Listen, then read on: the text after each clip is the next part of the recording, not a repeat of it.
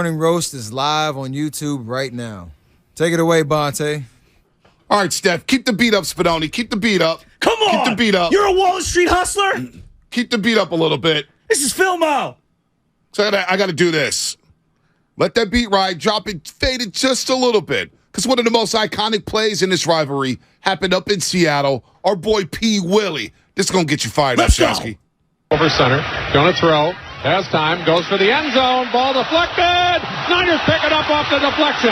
Patrick Willis back up the right sideline, beats one man, gets by Hasselbeck, needs a block, he's down to the 40, to 35, can he run fast enough? 20, 15, 10, 5, touchdown 49ers!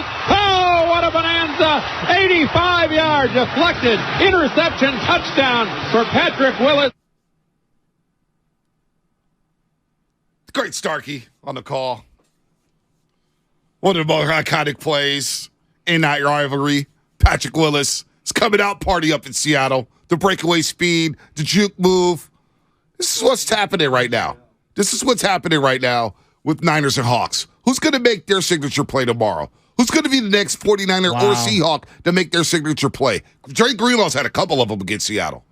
Is Brock Purdy going to make a signature? George Kittle? Nobody's talking about George Kittle this week. How about the back end of this secondary? Hufanga, Charvarius Ward, obviously Diamonor Lenore, Gibson. I think this is a big game for the secondary. Couple of pass interferences. Uh-oh. Couple of missteps. Uh-oh. Couple of breakups. Couple of interceptions. Total different game. Wouldn't you agree? Absolutely. Absolutely. A big-time game. Turnovers in playoff games will have you bowing out in the first round. It'd have you one and done. I'm looking at, everybody's bringing up the secondary, and nobody's talked much about George Kittle this week. Like George Kittle, see him last night? He was tweeting about PG&E and his power being off. Oh, for X amount of days in a row. Wow. Yeah. I wonder where it's been happening a lot. Around Westboro, power was out. Yeah. Folks over there dealing with that Westboro Square where they had the Phil's Coffee, the Bonchon wings. You ever had Bonchon wings? Oh, yeah.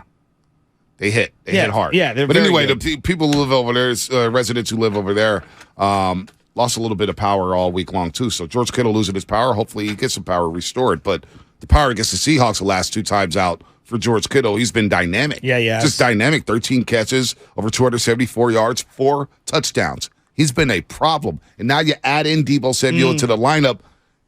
I expect – we always talk about tone setters, right? And Patrick Willis was a tone setter. You heard the highlight. Patrick Willis set a tone. The jersey you're wearing right now, Navarro Bowman, 53, he set a tone. Bo's one of my favorite players of all time. Drake Greenlaw sets tones. Fred Warner Jr. sets tones.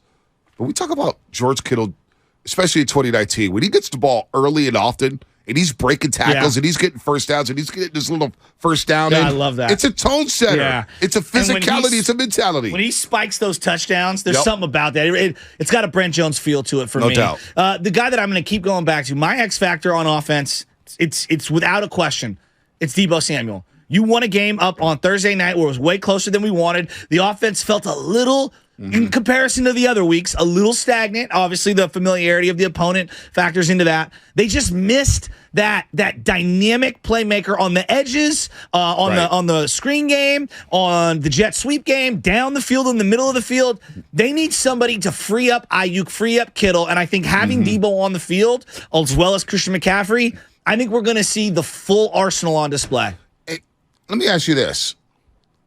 Do the Niners need a big Deebo game to win this Saturday? No, they just need him on the field because he is so – if you forget about Deebo, you give him one-on-one, he's running right through you. Like he's one of those kind of players. And so I think that you have to account for him on the field. And when you had Christian McCaffrey and Kittle and Ayuk, you're loaded. When you add Deebo, I know. Now it's pick your poison. And they haven't seen Deebo, Kittle, CMC on the field at once. My favorite part about the old Niners was that you didn't know where they were going to go. They'd spread it around. We go to Brent, we'll go to Ricky, we'll go to Roger Craig before that, we'll go to Taylor, we'll go to whoever, Rice. right? Yeah, Guys are going to be open all down the field. And I think the beauty of where they are now is like it could be a Kittle episode. This is when the Warriors were great. It's a Clay episode, it's a Steph, it's a Dre, it's a Durant. Like what episodes are going to be tonight? I think Deebo is due for a huge playoff push. They've been kind of waiting him on ice all year. This may not be the year for Deebo, though, in the postseason. Because he had a big one last year. I don't think you can win a Super Bowl without Debo. I'm with you there. I don't think you can win one without Debo. However, I think he's prime time. However, last year was the postseason of Debo Samuel. He carried that offense. No doubt. He scored a touchdown every single, or except the Green Bay game, but he made the signature plays in the Green Bay game. The quick slants, running out of the backfield. The Dallas game, of course, that great handoff out of the gun run. The NFC Championship game where he gave the Niners a 17-7 lead. Or excuse me, tied the game up with a big-time run. Debo Samuel had a monster postseason a season ago. Has George Kittle had a big-time postseason yet? This is the third NFC trip. Championship game, he had a couple of huge plays, especially right before halftime. He had the touchdown catch. Yes, he's had some big plays. Green Bay just couldn't guard him. They ran the ball so much in that first run. And then last year, it just felt like they had to have him as an inline blocker because of some of the woes on the offensive line. And when Trent Williams hurt his ankle, I think that really screwed up George Kittle's effectiveness. And let's call it what it is. Jimmy missed Kittle on a bunch of plays. So first play of the NFC Championship game last year, or the first series, was third down. Third snap, He's wide open. It could have been 6. So you got that, right? You got the misses in Super Bowl 54. For whatever reason, Jimmy and George Kittle couldn't get on the same page. George Kittle's running wide open. His biggest impact in the postseason so far as a blocker is a blocker. Yes. You think about the audio against Minnesota where they run the ball 12 straight times, and he's like, hey, let's keep running the ball. Let's keep running the ball. Let's keep running the ball. His biggest postseason play was negated. It was before halftime in the Super Bowl against Kansas City when Jimmy threw, I think, the greatest throw of his 49er career, and they got the OPI. So he got the OPI there. He got the OPI. But I need George Kittle to be a factor in the pass game. Brock Purdy and Kittle's rapport has been something. I mean, 7 touchdowns in the last 4 weeks. I know. And the toe tapping and the stuff near the sideline, that's the most impressive to me. High putting the football, the deep route, the deep shot against Washington, the big play against Washington, the 2 touchdowns against Seattle, the tight end screen, the middle screen there.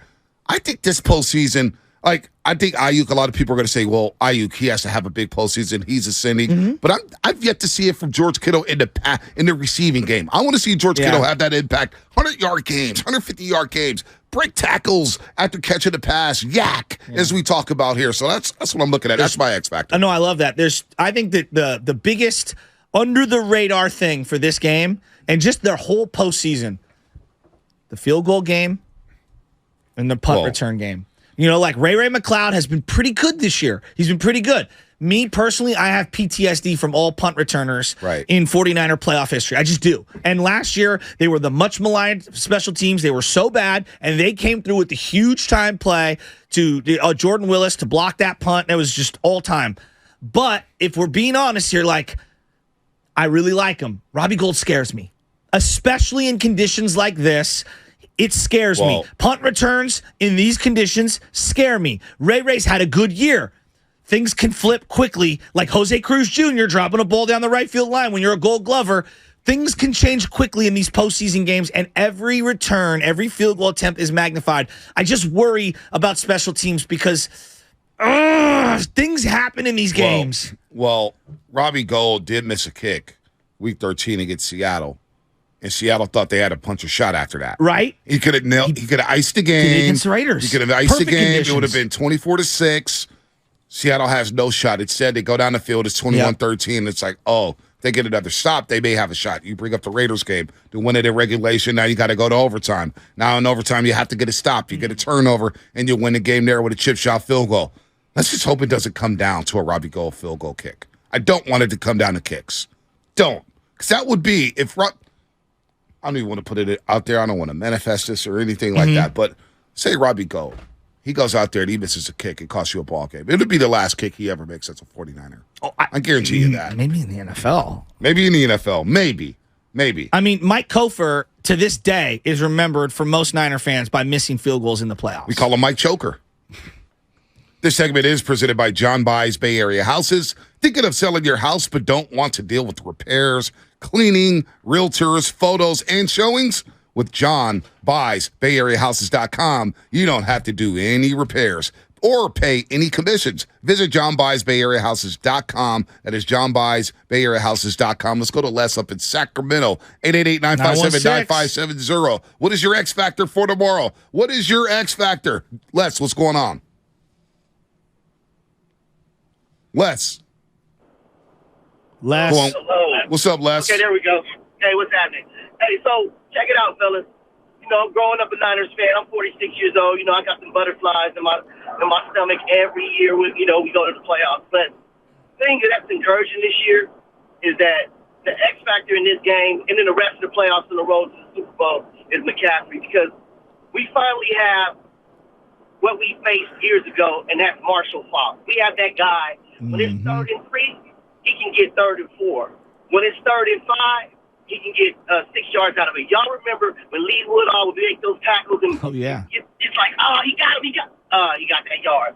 You know what I'm saying? But having McCaffrey is just like having that last, you know, that last button you need to push. When all else fails, you can push that button. And then second of all, I won my fantasy football league this year, fellas. Ooh. That's another reason why we're going to be successful. And y'all can ask Guru about that one. Other than that, keep that energy coming this morning. I don't even need my cup of coffee listening to y'all. Let's go. Wow, Les. And he took a shot at Guru. Call. A big shot at Guru in the fantasy league. Oh, yeah, because Guru used to wear his little fantasy league championship ring. It's like a little 10-team league. Yeah. Yeah, Spinotti, you know that. Guru wears the fantasy football championship ring. No, he doesn't. Yeah. Oh, yeah, he does. You know what? That's kind of cool. I've always wanted to have like a WWE belt for fantasy football for our family. You were about to rip him, and all of a sudden you're going to say that's pretty cool. Oh, just give me the money. Just give me the money. Give me the dough. No, of course you want the money. Give me the dough. Ain't nobody wearing no gumball machine ring. Come on, saying I'm a fantasy football champion. Super Bowl squares are already out right now. Yeah. Tommy Call's been all over it. Tommy, my entire family has bestowed so much money upon you. Kick your boy down a little. Get that cut. So, you know how we There's talk about $500 square, by the way. So listen. We always discuss, you know, are you replying to text messages? How many text messages do you have on read, unread, emails that you don't answer? So Tommy Call, I guess he sent me something Monday with the Super Bowl squares. Sent me photos. Super Bowl squares, big dog. I got squares if you're interested. And I'm just like, I don't play squares. I've never won anything in squares. It's such a crapshoot. Michelle put down some money on the squares. Did you? Yeah, well, we're like, you know, family together. Yeah. You know, and my dad was the only one who's like, I want to pick where my square is. I'm like, it's such a randomness. Like, get out of here, Dad. Yeah, Tommy Call. I'm not doing the squares. It's too much money. Really? Yeah, it's a lot squares of money. are fun. Squares are not fun. When your team's not in it, that's fun. I don't. Really? Yeah, I don't. I guess I don't know. Maybe I'm different. You are definitely different. Yeah, it's never been a fan of the squares. Okay. So sorry, Tommy Call. I haven't replied because I'm still thinking about whether or not I want to do it. $500 squares. That's big time. So you got to spend $500. Yeah, and Crow comes at me with Crojan out there. So he goes, let's go halves on one. So you have to pay $500 for. So he has an entire square. Yeah. Full of. It's all $500. Yeah, that's the big boy pot. Tommy Call's rolling in money now, huh? Well, I mean, I don't want to put his business on the street. He's doing well. He very well? Yeah, I don't know about that. I love Amanda, though. She's a sweetheart. I love Amanda. He get a lot of brisket these days. I see that. Yeah, he does. So he also covers the Warriors? Oh, yeah. Tommy Call. I love Tommy Call, man. Go back a long He does. You know how Kyle does for the Niners on Niners Wire? He does Warriors Wire. Okay. All right. They do very well. My big joke to him is like, oh, Rocco took a poop article. You know, because like Warrior fans eat all that stuff up. All of it. You know? All of it. Niner fans do too. Like Nick Bosa riding in on the scooter. Of course. They can't get enough of it. Tabor Pepper said hi to this fan. 800,000 views. Yes, exactly. You're listening to 95.7 The Game, KGMZ FM, and HG1 San Francisco, always live on the free Odyssey app. Download the Odyssey app and favorite 95.7 The Game for the best and most up-to-date sports coverage. And do not forget that you can also watch us every single day on our YouTube and Twitch streams. Just log out and search 95.7 The Game. Be sure to like and subscribe to the channel while you are there. Joe Shasky, the Butcher, Bonte Hill, Joe Spadoni, Sam Lutman. Good morning to everybody out there getting off of their graveyard shifts. If you're at work already, good morning to you. If you're getting ready to work, hey, happy Friday. So Frisco Fridays. We get ready for the playoff game. 1:35 kickoff tomorrow at Levi Stadium. Niners and Seahawks. It's been dry for the last 2 days, or it was dry yesterday. It's dry so far today. It was beautiful. See what yesterday. happens. I loved yesterday. It was dry. It was warm at my house. I had to turn off my heater. 70 degrees in the city, and the air just felt crisp. It felt good. Didn't it? It tastes delicious As yesterday. soon as I get out that freeway, I roll down the window, Me man. too. There's something about that air. Bro, so today I was bumping Nicotina coming down right near the ballpark. Some guy rolls down the window. He's like, yeah, Nicotina's doing some symphony thing. I'm like, yeah, I know about that. He's like, bang, because I'm wearing my Niner stuff. Yeah, like, yeah. bang, bang, Niner gang. I'm like, let's go. This is at like 5 in the morning. Yeah, I'm like, I- let's go. Niner Or fans 4 a.m. Bay united. Bridge music. Yeah, babe. See, when people roll up on the side of me in the morning, That's good knowledge. I get a little worried. Bro, you're not Denzel at the end of training day. I know I'm not. All I right? still get worried. You're not Tupac, all right? So what? It's Suge a Knight. Charger. It's tinted windows. And I'm thinking to myself, let me just roll the windows down so somebody can see me. I got my hands on the steering wheel. Nothing's happening. Hi, Bate Hill. It's I'm as square as could be. I just don't like when people roll up on me. People roll up on the side of me, just like, You don't do and point at them? No, I mean, sometimes. No, it depends on if they got a mouthful of gold teeth or not. If they got a mouthful of, hey, what's my guy? What's up, Chief? What's up, boss man? What?